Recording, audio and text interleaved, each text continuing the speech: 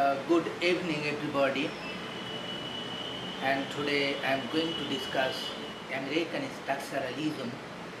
Before going to talk about American structuralism, we should know about structuralism because we are very concerned with structuralism, not mainly with American or European structuralism.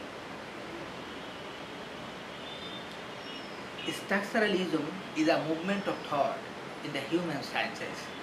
It's a term of literary criticism related to language, though it influenced a number of modes of knowledge and movements like philosophy, anthropology, social science, literature in Europe.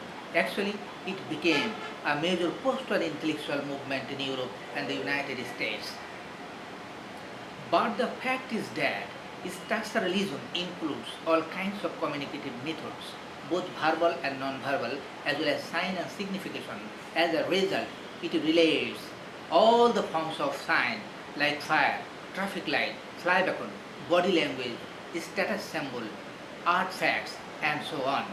Even the study of animal behavior is also equally important and related to structuralism. But now it designates the practice of critics who analyze literature on the explicit model of modern linguistic theory. Now let's discuss American structuralism. American structuralism, a heterogeneous movement of linguistics and the study of the structural linguistics in North America that transpired in the US from 1930s to 1960s was a movement of thought in the human sciences.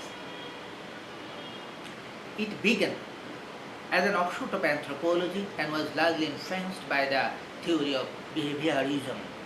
It is mainly characterized by its complete negligence of semantics or meanings, and it is mostly carried out at the abstract level. Native American languages which were unexplored must come under American structuralism.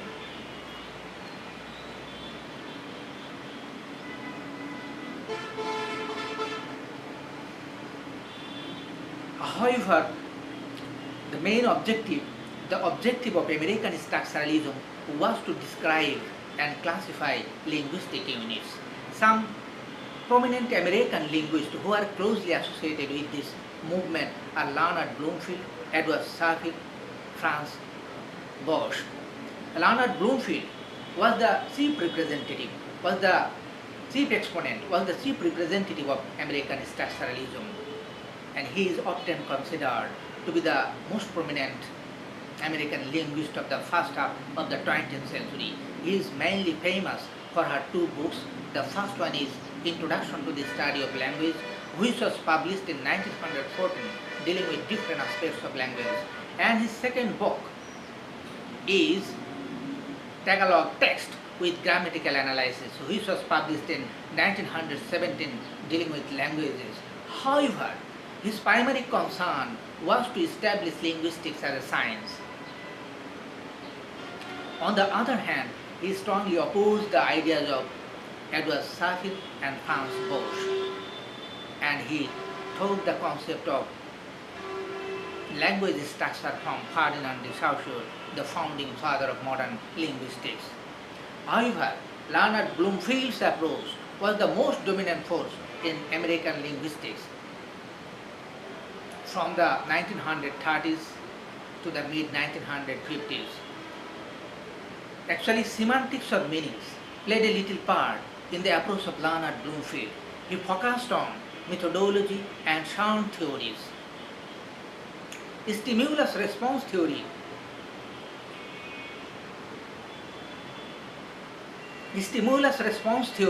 is closely associated with Leonard Bloomfield. Structuralism is based on the assumption that grammatical categories should not be defined in terms of meanings but in terms of distribution. Structural grammar is different from traditional grammar because it is empirical.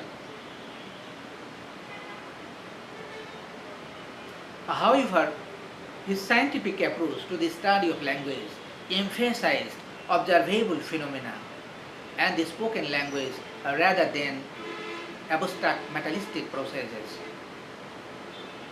And finally, his works helped establish linguistics as an independent scientific discipline. So that's all for today. Thank you very much for your cooperation and coordination.